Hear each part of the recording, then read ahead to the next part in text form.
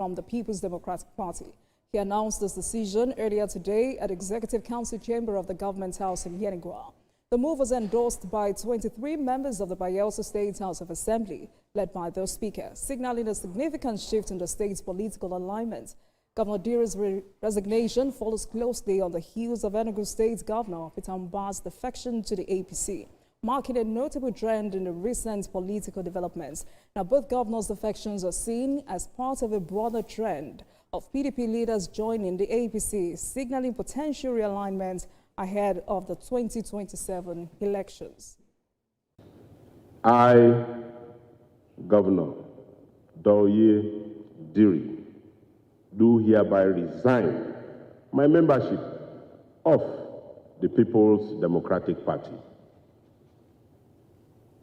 And I'm not going to resign alone. And as you can see, I'm here with Mr. Speaker, Deputy Speaker, and all the members of our party who are going to go with me. There are some who are not here because they are on official assignments. And so today, I have formally resigned my membership of the People's Democratic Party for very obvious reasons. Former Vice President of Nigeria, Atiku has appealed to the National Assembly to prioritize electoral reforms and amendments of the Electoral Act to guarantee credible polls in 2027. The former Vice President stated this in Osogbo during the party's stakeholders meeting. It's the first stakeholders meeting of the ADC in Osun State in recent months. Represented by Special Advisor Ola Olateju, Atiku urged Nigerians to see the ADC as a party capable of rescuing citizens from poverty, hunger, and insecurity. If truly we want Nigeria to be liberated, if truly we want to banish poverty, if truly we want to banish hunger, we want to banish hopelessness, homelessness, unemployment, insecurity, ADC is the party that stands for the eradication of these vices. The former vice president blamed some governors for not living up to expectations in terms of development. We hear that allocation has been increased, allocation has gone up. What have they been doing? Go to our roads. Not all roads are about a federal government road. Most of them are state roads. What are these government doing? Look at unemployment. What are these governors doing in battling or combating unemployment in various states? What are they doing to agriculture? If you are blaming the federal government, we should not excuse the state government that are so closer to the people. If the state government are not doing anything, you don't expect the local government chairman to do anything. What is the value of a governor that doesn't have people at home, that people have thrown away, that people are waiting for election to come so that they can show him that it's no more viable, going out of the people who doesn't want him to go and join another party? We don't need them because people have refused, they have rejected them. They have no value. They are running scatter. So tell me, is a governor who still have people behind him that can say, yes, I want to decamp. I'm going. Who are the people that are following them when they are decamping? Nobody. The party is hopeful of winning next year's governorship election in Osun State. People are coming into our party every day. We are receiving them. Some people decamp today into our party. So many of them are decamping. So with that, we hope that come 2026, we are going to win the governorship election. The need for lawmakers to prioritize the amendment of the Electoral Act to ensure credible elections in 2027 was also stressed. Rafiu Hamid, TVC News, Osogbo. Let's take a short break and return for our conversation. Please stay with us, everyone.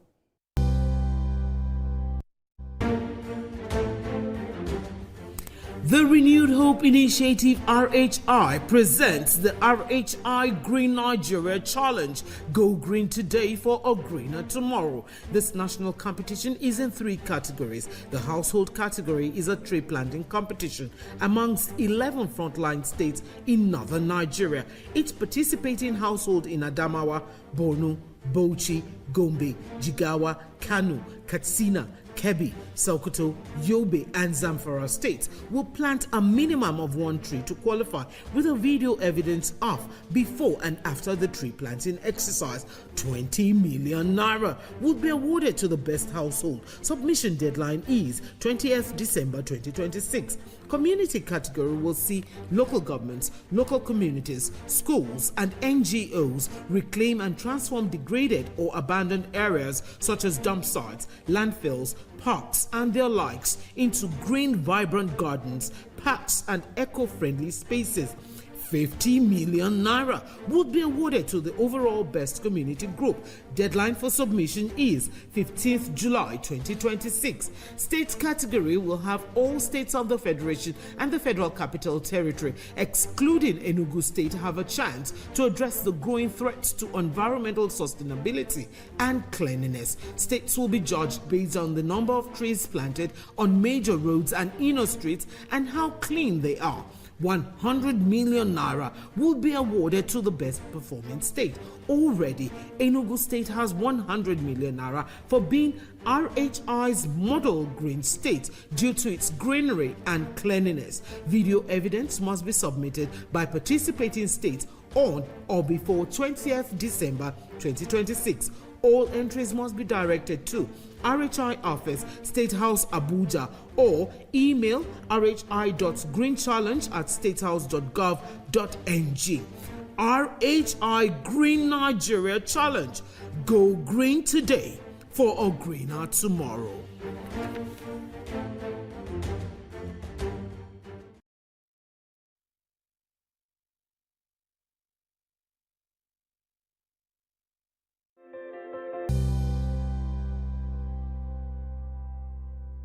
Thank you very much for staying with us, everyone. Today, our focus is on politics, security, governance, and other key issues in Benue State. And if time permits us, we delve into national security matters.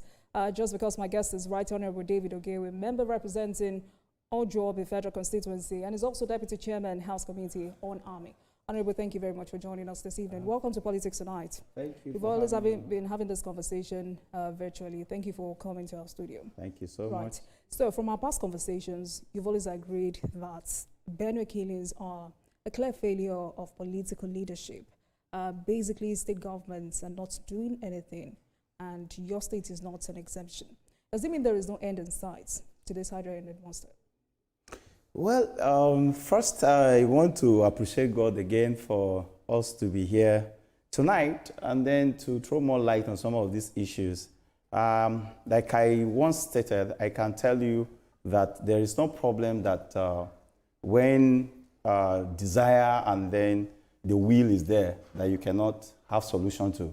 So I don't believe that the problem of or the insecurity, both in my state and anywhere, cannot be solved. They can always be solved and solutions are there. It's just the will. And I believe that is what is needed for every leader to, begin to cultivate the will. So for Benue State, clearly you're saying there is no political will to end this insecurity. Yes, because so far so good, like I once mentioned, the right approach to be made, that every area that are needed to be touched have not been touched yet. Have not been touched yet. What are the areas? Number one, for instance, when we had the last incident that lives were lost in that large number, the president visited us. Yes. And he gave an advice. He said, look, you stakeholders should come together. There should be a committee, look into these issues, come back to me, let's provide solutions to them. Now, who are the stakeholders? To start with, of course, the political actors are part of these stakeholders. The traditional council are part of these stakeholders. The clergies are part of these stakeholders. The party faithfuls across board are part of these stakeholders. These have not been put into place because that round table is quite very important. It is when you come to a level that is beyond you, you now go up there to meet President Bola Ahmed Tinubu, who is always willing at all the time and is supporting them with every necessary finance that is needed. Now he will now say, for this reason, will we go this way? And then he will profile some other solutions. I believe this is what should be done. Why do I say this stakeholder is very important? For instance, I'm an Igede man. from the Benue South. In Benue, as it stands today, we have 3 major languages: the Tiv, the Idoma, and the Igedes. I am from the Igedes. Now, in my own locality, as being one tribe, we still have clans. Now, before now, there used to be clannish issues. Immediately I came on board, we have to sit on a round table, call a stakeholders meeting of that federal constituency, including traditional rulers and the clergies. We sat down, we said, this cannot continue. We are all brothers. We cannot fight among ourselves to have ourselves being killed. And this was laid to rest. Today, you will not hear, for past some time, long time now, you will not hear in Igedeland or Ojuobi federal constituency that is a clannish clash between the Igedes, because we have about 14 to 15 clans. So when you go to other places, this is how these clans also exist. So when the president is saying, let the stakeholders sit, in fact, the major first people you should be looking at are the members of the national assemblies. By the grace of God, God have graciously looked and favor us from Benue by giving us the secretary to the federation that President Bola Ahmed Tinubu graciously gave to us. It's an additional thing. As the heart, beat or the engine room of the government. Now, with the National Assembly, with the governor, we cannot sit down with some other stakeholders, with the traditional rulers, and you tell me we cannot fish out these bandits. So you're saying tonight that if the governor demonstrates some political will and there is unity amongst the stakeholders, political actors, traditional rulers, these steps are enough to disrupt these criminal networks and reduce their influence in the state? Very, very true. And I'm very sure of that. All right. But the governor has also consistently talked about politicization of these security matters. And some people believe him. I mean, they believe this fractured relationship with the SGF, this constant back and forth with his predecessor, some ultimate factors anyone should consider. And there are those who believe him. You've also highlighted that factor tonight. But how can this crisis be depoliticized to, focus on saving lives and restoring food security in Benue State? My dear sister, I want to tell you that, you see, when people speak, maybe try to take something to make excuses on issues, I don't take it. You think it's an excuse? No, it's an excuse. For me, when it comes to governance, see, you put every ego down. You put everything that is to your own desire as a person down and consider the masses. In considering the masses, you would not be looking at what A or B is doing. My brother, come, let's sit down. I'm a politician. Before now, I was also in the field of ministry. Now I'm back and I'm doing politics. I won't, because of somebody having, that ability, I see that intelligence, I see that capability in that person, and I feel he is not abiding by my ideology as a politician. I should discard that individual, and I know he can help me to solve a problem. So who is discarding who? Now, this is what is playing around. It's playing all over these actors, these key actors. And until these things is put to rest, we will not have that. Now, I kept saying, Ojuobi federal constituency, we always hear ourselves. That's why you will not hear, we are from Benue State. So why do you think the president's appeal was not enough? No, his appeal was okay. You can force the horse to the river. You can't force it to drink water. All right. So, for me, the commander-in-chief of the armed forces have done his best. I can tell you, sometimes I feel very pained when I see some of these our governors not helping Mr. President. The best the president can do, of a nation can do, is to make sure that you have these security votes, to make sure that there is peace in the land. But some of them give all manner of excuses. Now, have you taken time to even ask them, what do you do with the security vote? And Benue State, for instance, has had over 213 billion naira from 2014 till now. So you can see. So if we begin to ask them, what are they doing with these security votes? This is a very prime question to ask some of these our leaders. Now, as a House of Rep member, I don't have security votes. But still, I still make sure that my security formation in my federal constituency are working effectively. I go around my way, make my way to make sure that things are okay. Now, if I fold my hands and say, oh, after all, I'm not entitled to this and all that, and then my people are massacred, they will still call on me. All right. So let's leave the internal factors for now. The lack of political will, the disunity among stakeholders.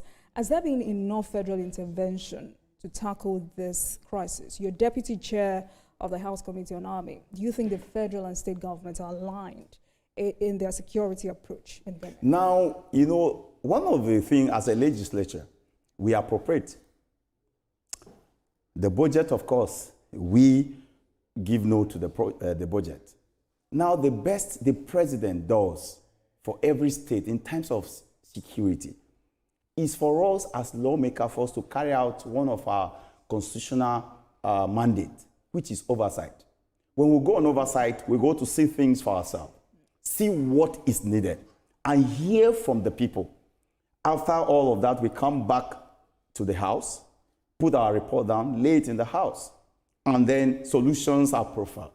As soon as this is done, we take them up to the executive, which is headed by the president. The president we have never one day delay in these actions. Not one day. Just like I cite instance when we started. As 10th Assembly, the first thing he submitted to us after our oversight on security, this insecurity, what is really happening and all of that. And then we said, these people, their welfare need to be improved. They need to boost their morale. They need equipment and all of that. And as soon as the president saw it, he came with a supplementary budget. A supplementary budget that half of it went to the security. And that is the result we've had for some time. You will see that the Kaduna Road where that you barely can pass, even in a daytime, you'll be kidnapped. Today, people pass there at night. Some of those operations that take place, that even the personnel, the soldiers' lives, some have paid supreme price. I mean, these people are really working. So what the president have done is to listen to what we table before him, and he's working with us. There is harmony between us, the executive and the parliament.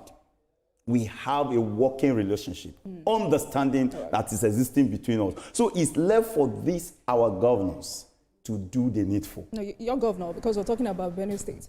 But many also believe that the National Assembly delegation from Benue State are also not helping matters. I mean, what I've heard is that there are 3 senators, 11 House of Reps members, including you, not helping matters. How often do you and other federal lawmakers from Benue engage with the governor on this crucial matter?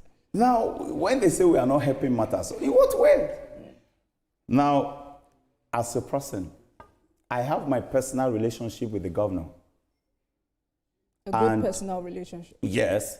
And these insecurity issues, I know the length at which we discussed. Okay? Now, that aside. Do you tell him all of the things you're telling me on air? Sure, of course. How does he react to them? Of course, he's always willing. He will tell you, yes, I'm going to act on them. Does he act on them? You know, this is why we're here. Challenges. Okay. This is why we're here. Now, you see, that of the senators, my other colleagues, let me tell you, no human being or someone with good heart that is being elected by his people will be happy watch his people die.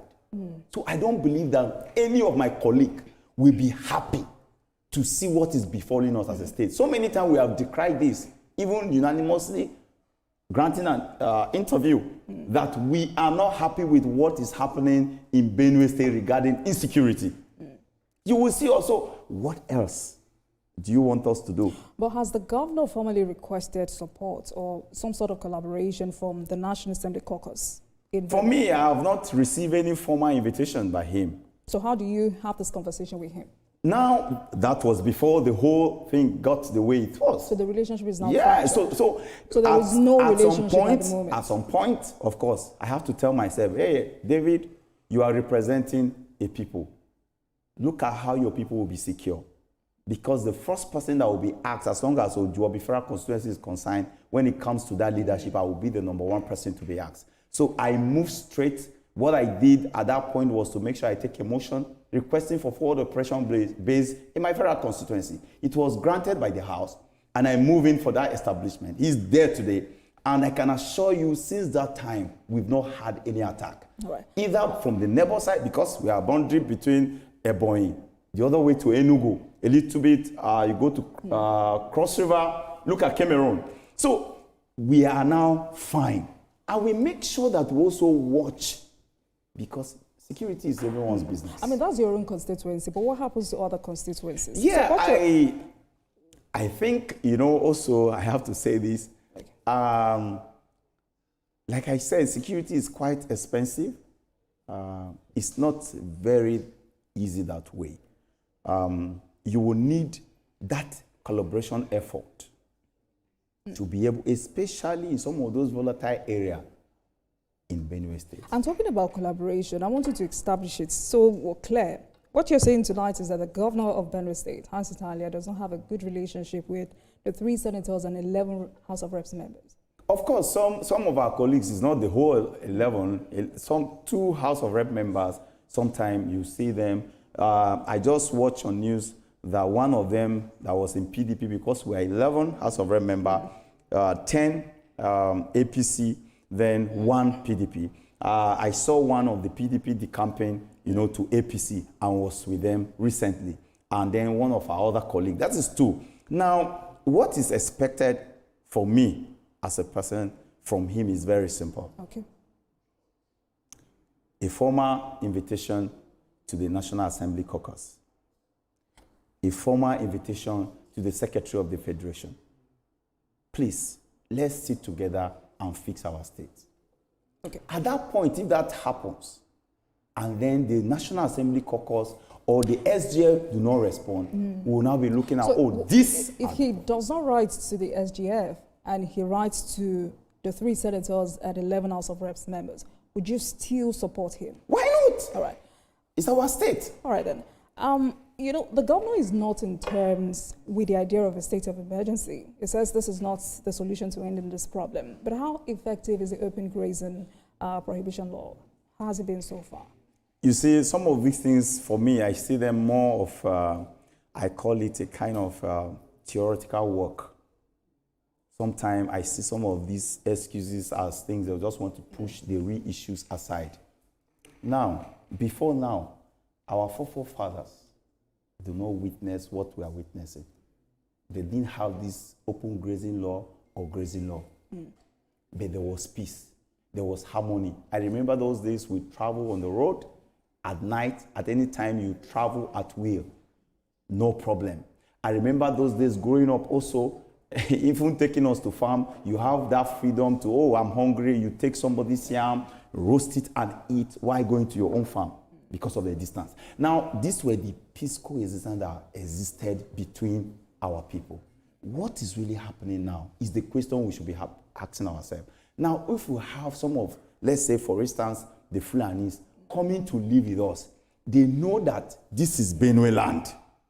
This is Benue land. And they know what is not right. I don't think if we are living well and we understand ourselves well, we'll be having issues. I don't think so. So it still boils down to having a round table discussion. My sister, the best form of approaching insecurity, number 1, best option is that non-kinetic approach. Yeah, but I mean, the governor had also had an opinion about this open grazing prohibition law. It says it cannot work. So if you were to revise the law today, what changes would you recommend? Now, if it will not work, and people are saying to you, do you know why he says it wouldn't work? Some enemies are saying, this must be taken off for peace to reign. What should be taken off? The open grazing law. Okay. And others are saying, no, it must remain. So it still boils down to unity. Now, it boils down to unity. How can a moral person take his or her cattle to go and graze on people's crops, destroying the farm? Does that sound as if that person is okay? There must be something wrong, and there must be a reason. So the essence of that open grazing law is nothing more than don't allow these people to destroy our crops. We are known as food basket of the nation. That is because we have a whole lot of production of crops, food of all kinds. But today what is happening to us? how many of our people can access their farms? So this is the essence of that law. And now if somebody is insisting that this law must, that person should be checked very well. My sister, that person should be checked because there must be a reason why that individual is saying, that's why we need to come in a round table talk. Tell us why you said this law should not exist. Are you happy with destruction of the crops? This is what is there. So for me, it's not even an excuse at all. All right then. Honorable, let's take a break. And when we return from that break, we'll talk about governance, we'll talk about national security, and we'll talk about you. Please stay with us, everyone.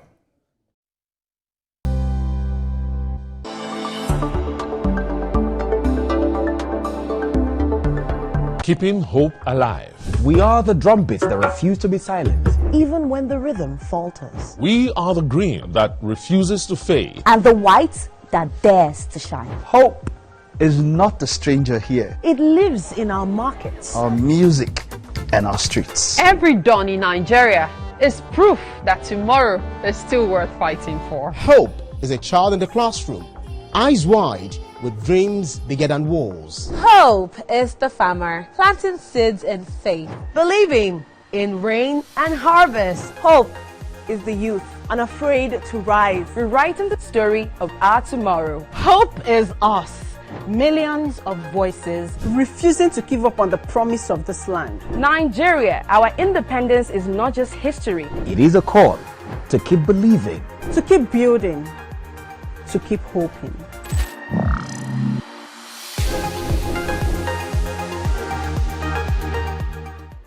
King was a powerful orator. He appealed to Christian and American ideals and won growing support from the federal government and Northern White. In 1963, by arresting an eighth.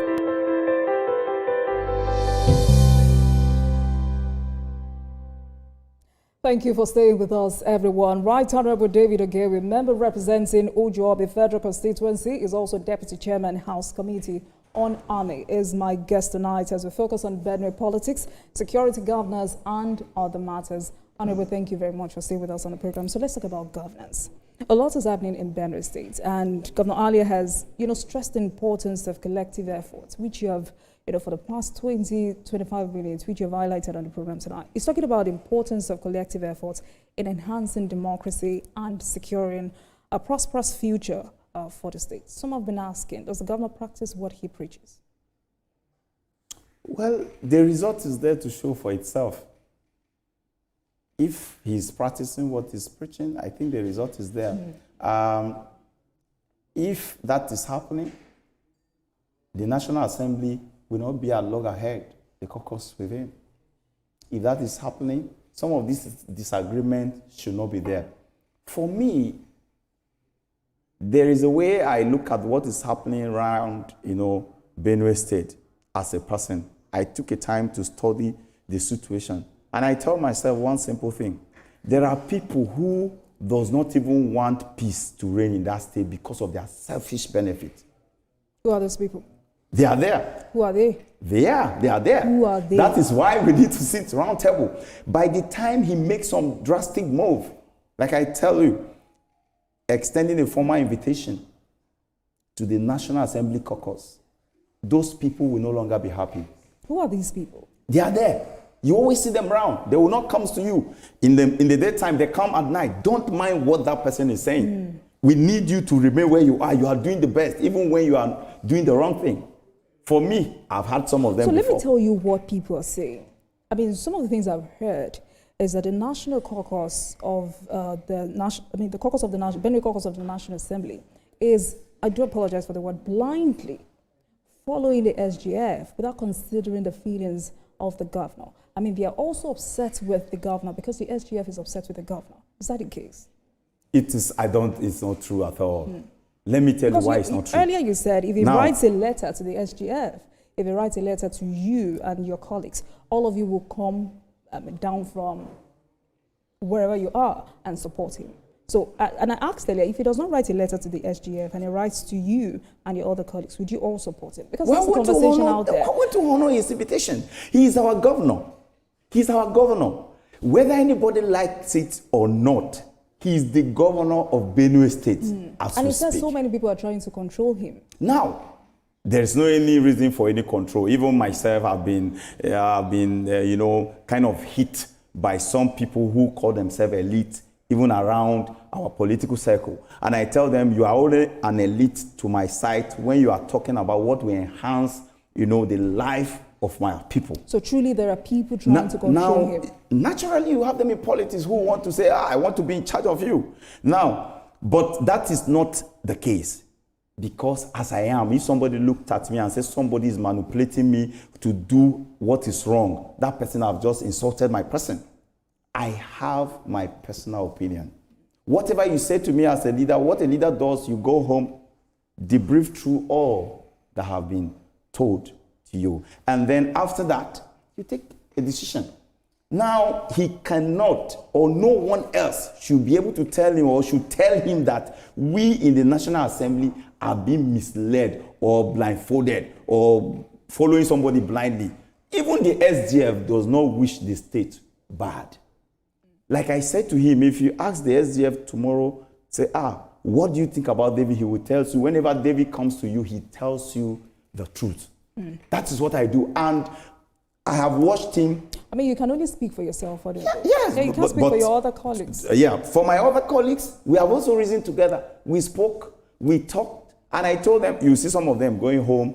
I told them, look, don't wait for anybody. Go and see that your place is in peace. And they are going home, all right, unlike before. The people of Zone C won't stop accusing the governor of marginalization. Do you think this issue is about political representation, resource allocation, or something else entirely? Well, it's all about appointments. Appointments. And the truth of the matter is, you see, take it or leave it. I used to say this truth to my people.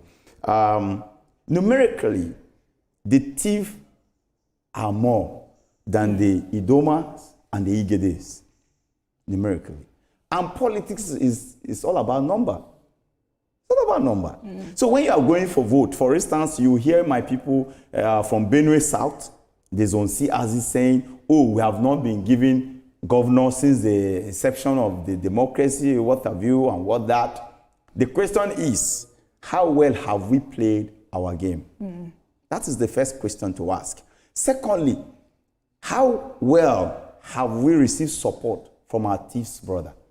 Now, Zone A and Zone B. Zone A alone, their voting power is almost more than the entire Zone C. So you will see that the thief people will say, okay, we have to satisfy our people who are more. But for me, governance is not that way. It's inclusion. For instance, I always say this, because when somebody do right, I will say, the governor, when we started, I said, for Igede people, if we can't have the state assembly speaker, we can have other appointment, give us the secretary to the state government. And he said they will work around it. I visited Senator Akume then too. I told him same thing with our people. He said they will work around it. And some other key people, the deputy governor, we went around them. You know, after all of that, the fight was tensed. And then long on, he said to me,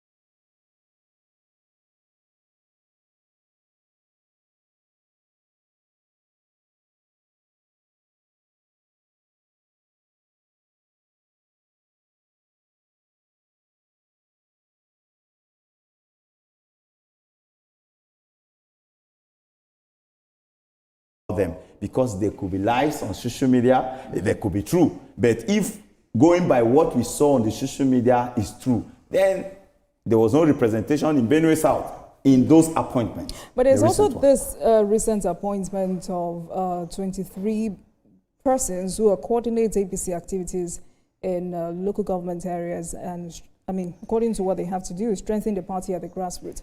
And some party members see this move as bypassing or undermining existing APC ward and LGA executives. How do you feel about that? For me, I think any governor, you can decide to form a structure for yourself, however you want to go about it. As a House of Representatives, I have a lot of some of these appointees round my council wards. All my council wards. They are there. So if the governor decides to go on his appointment, if they can help him to arrange, it's fine. So for me, I don't see anything wrong with that. In my local government, I saw some of those people, but I still have the local government chairman. And let me shock you. 2019, when I ran election under ABGA, I had no councillor, no local government chairman, but I won the election. Okay. In 2023, I had no local government chairman, I had no councillor, but I won the entire council ward in the federal constituency. So these things, they appoint here and there, does not really matter. Right. What matters is the people. Are we working for the people? That is what matters. All right, then let's talk about national security. I mean, Mr. President has reiterated that the creation of state police, implementation of forest guard, it says these are no longer optionable, but necessary steps. Where are we on that? What's the delay for? Nigerians are waiting. Yeah, there is no delay. We are only just working to make sure that we put all the things together and then lay them before the House, make the necessary input that need to be made, and then make sure that everyone is carried along.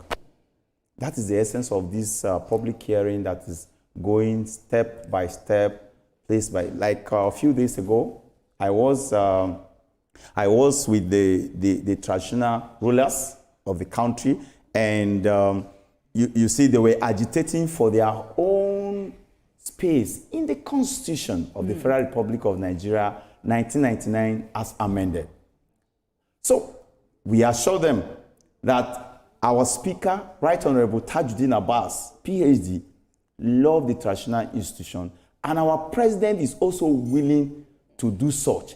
For that reason, the Speaker went ahead and created a statutory committee of traditional institution in the House of Representatives.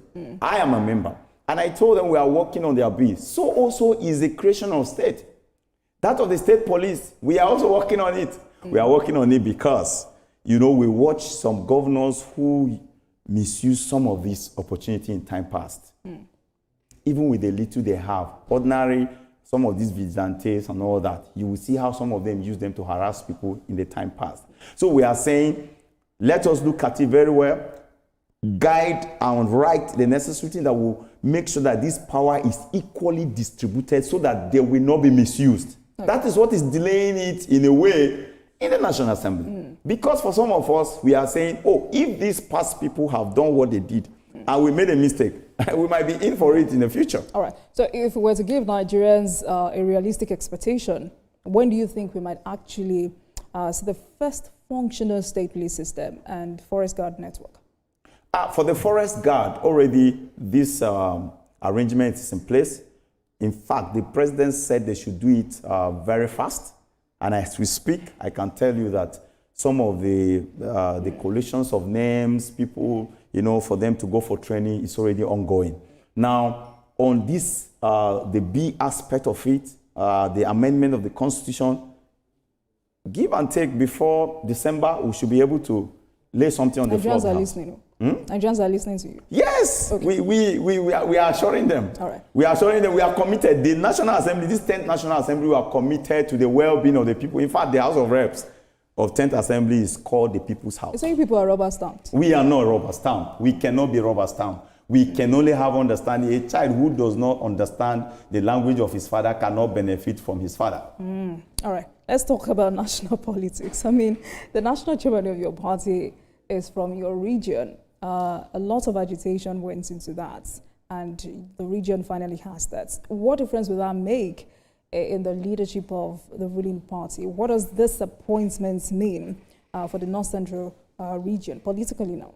Yeah, for me, coming from the North Central, we are very much happy, and we are grateful to Mr. President for that support.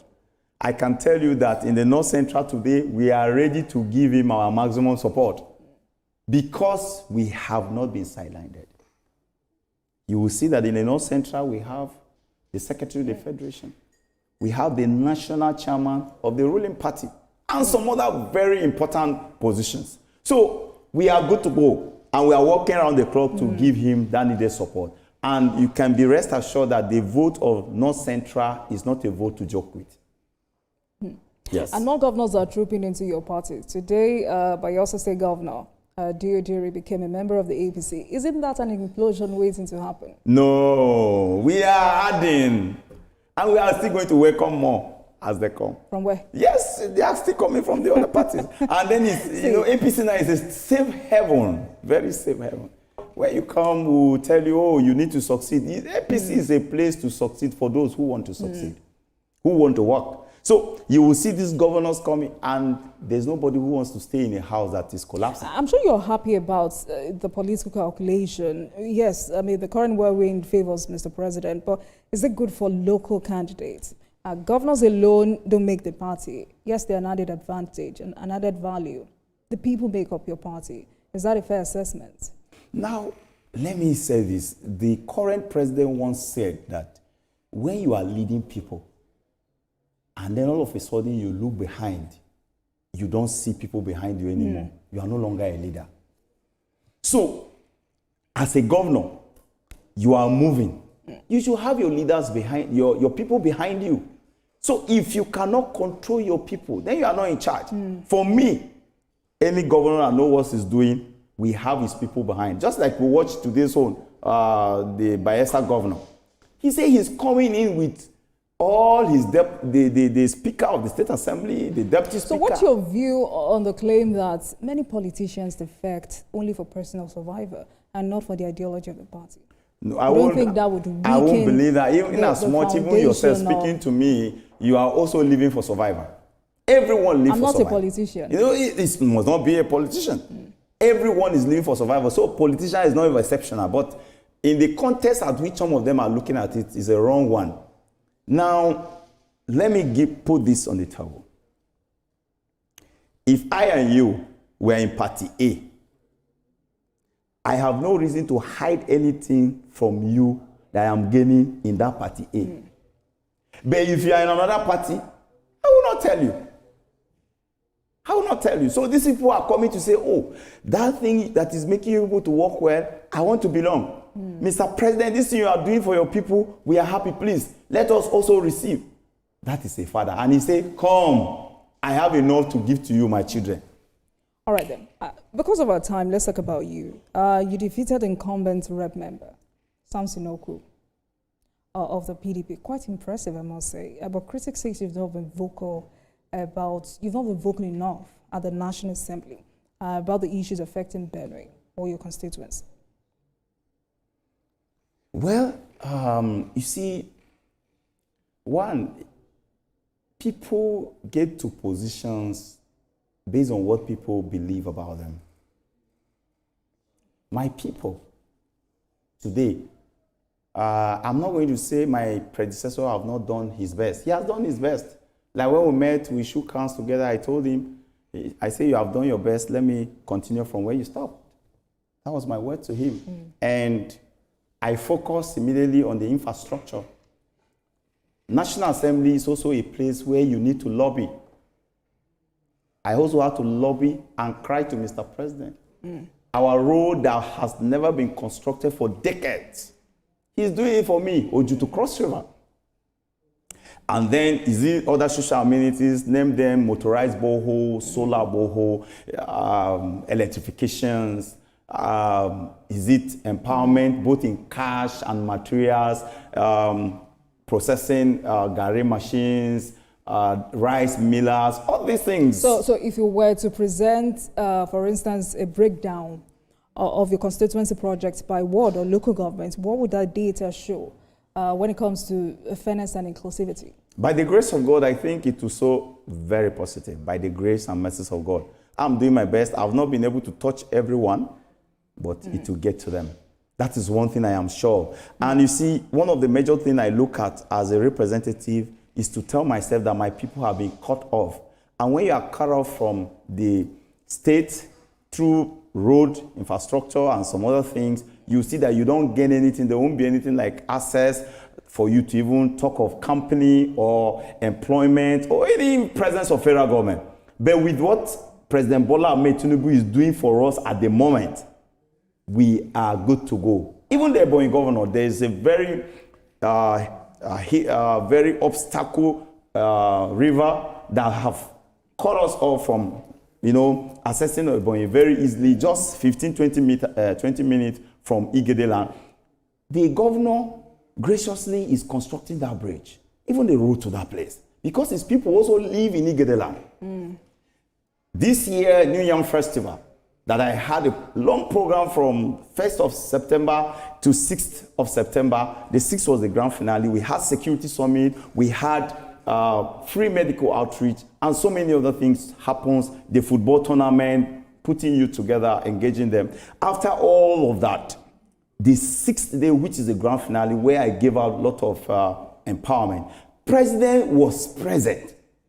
He delegated the Secretary of the Federation to represent him in our Igedagba and the empowerment program. And we're grateful to him. It has never happened in the history of Igedela. And for me, it has also makes us, to be known to the world. Some people sometimes ask, Igede from where?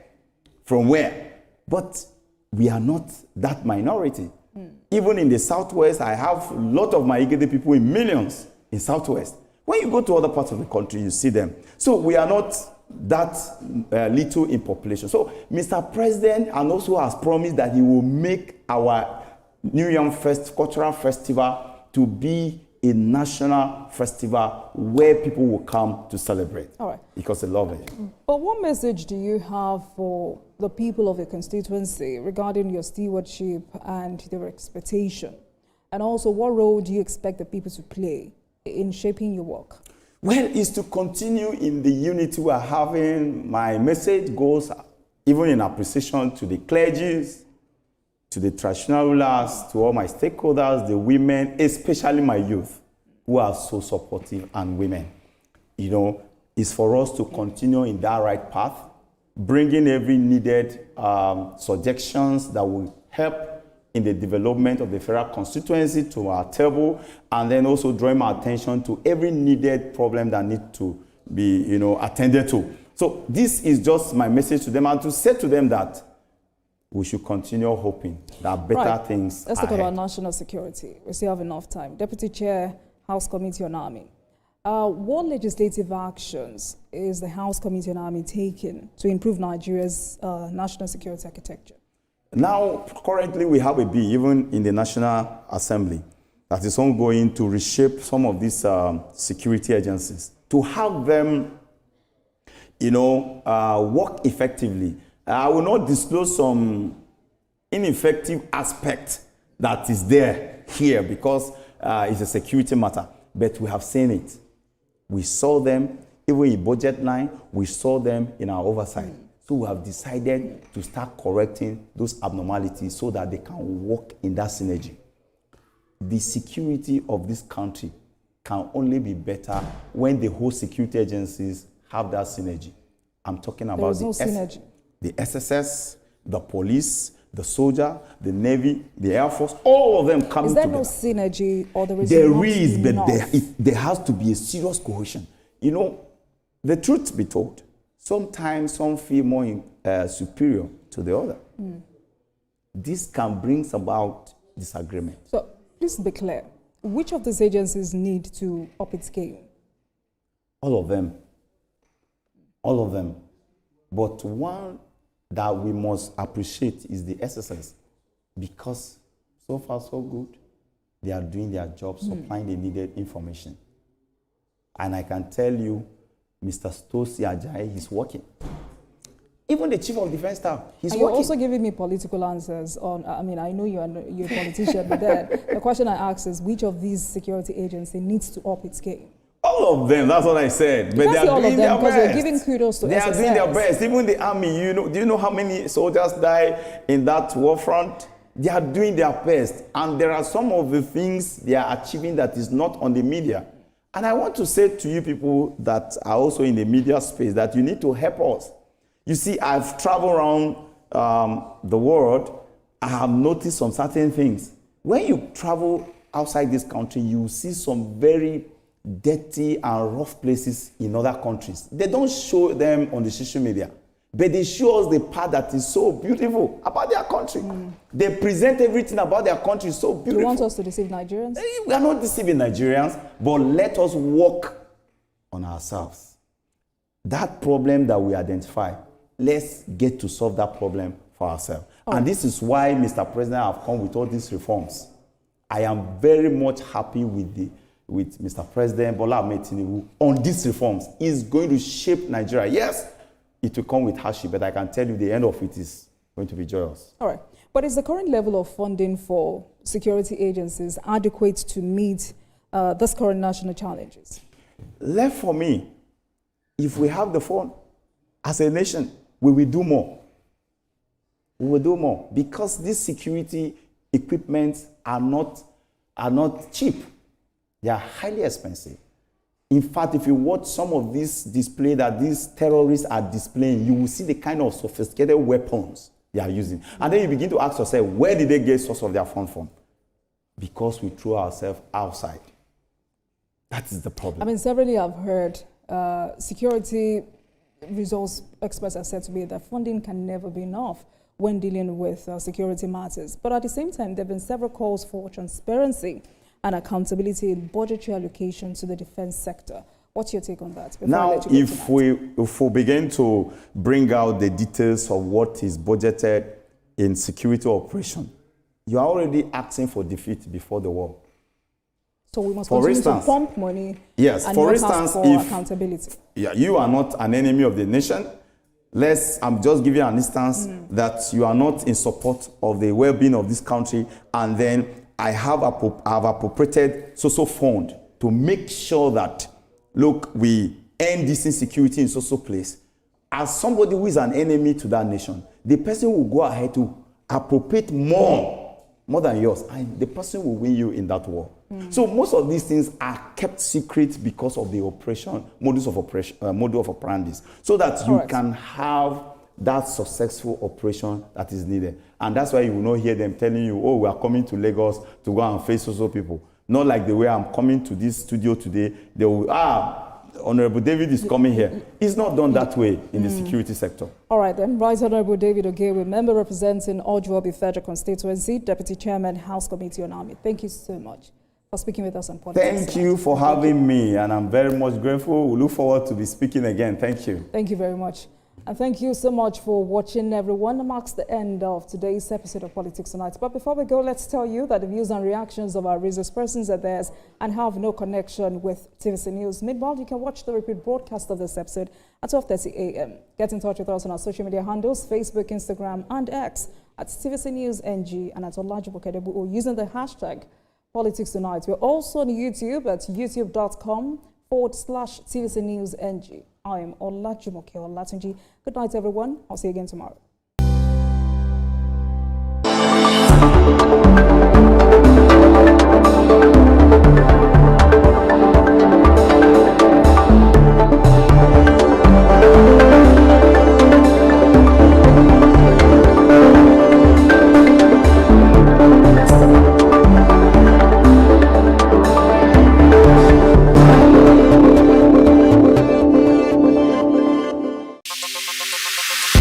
Stay ahead with the biggest news stories.